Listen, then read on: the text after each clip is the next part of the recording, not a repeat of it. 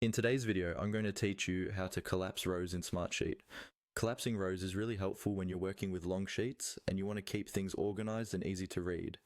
By grouping related rows and then collapsing them, you can hide the details you don't need to see right away and focus only on the higher level summary.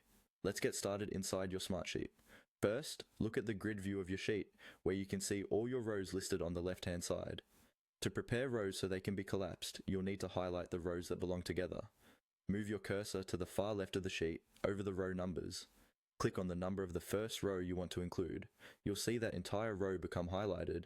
If you want to select multiple rows that are next to each other, click the first row number, then drag your mouse down over the additional row numbers until all the related rows are highlighted.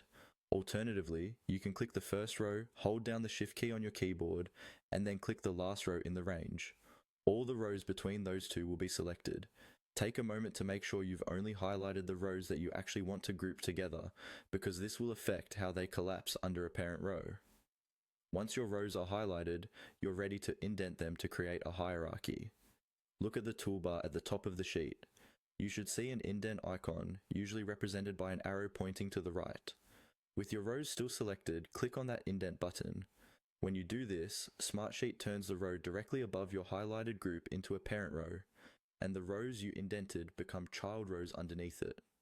You'll notice that the child rows shift slightly to the right, showing that they are now part of a hierarchy.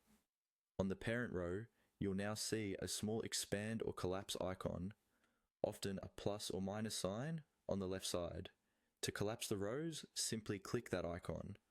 All the indented child rows will be hidden from view, leaving only the parent row visible. Click the same icon again to expand them whenever you need to see the details. That's all you need to do to collapse rows in Smartsheet. Highlight your related rows, click the indent button to create a hierarchy, and then use the expand and collapse icon on the parent row to hide or show the details as needed.